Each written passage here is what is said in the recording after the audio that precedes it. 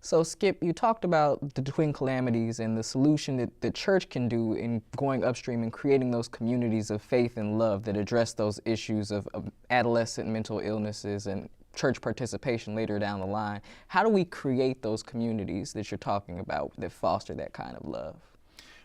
Well, the problem's multi-determined, and so the answer has to be multifaceted. Right.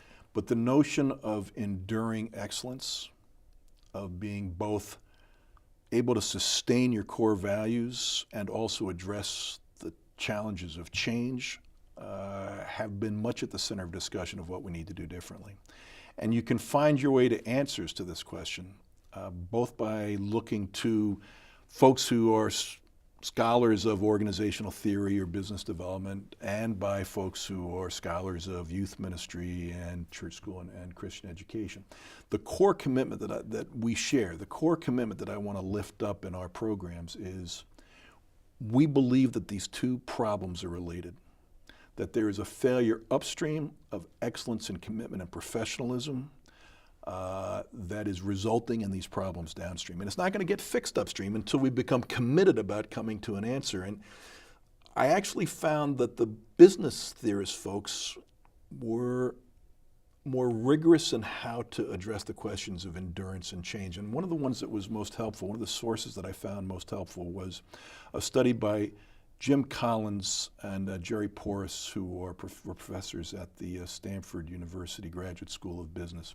They wanted to study why not just did some businesses succeed, but why were they sources of enduring excellence in the midst of great change? And they tried to look for the correlates between behavior and outcome. And what they found was that time and time again, the companies that were enduringly excellent in the face of change were deeply conscious of discerning and then maintaining their core values and mission.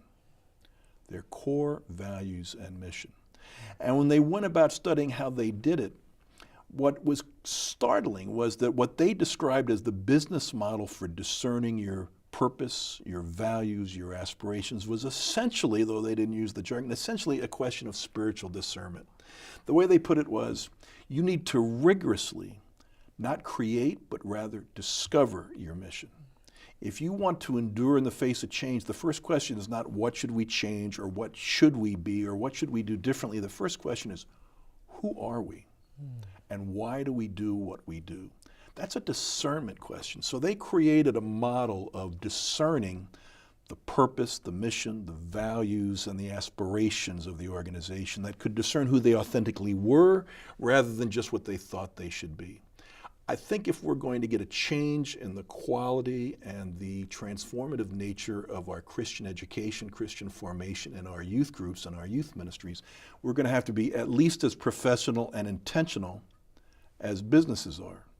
And that means not asking in some feverish youth ministry committee night, how should we change? What are we going to do differently? How can we go about reversing our numbers? But rather, who are we? Why did I go into youth ministry in the first place? Why do we have a youth ministry in this church? Why do we want young people to come into the ministry?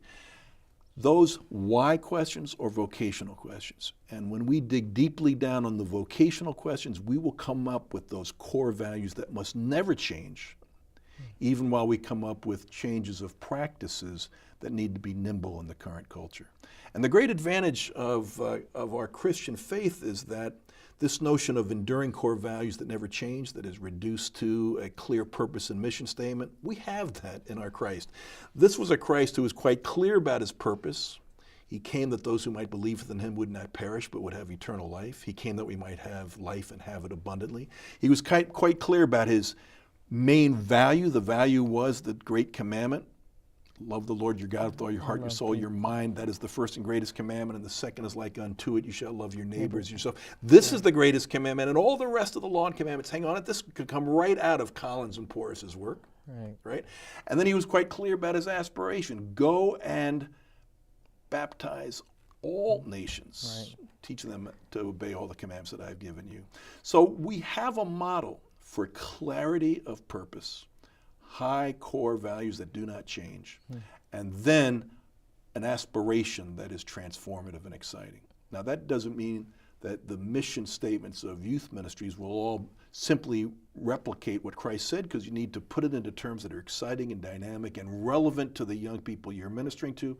But the point I'm making is, and the conviction of our Yale Center for Faith and Culture, Adolescent Faith and Flourishing program, our youth ministry initiative, our Youth Ministry Now lecture series, of which this is a part and part of our online presentations, is if we want to get serious about the problem of downstream calamities to our denominations, our churches, and to our young, we need to go upstream with commitment and professionalism and creativity. It's at least as important that we save our children's lives as it is that a business sell widgets.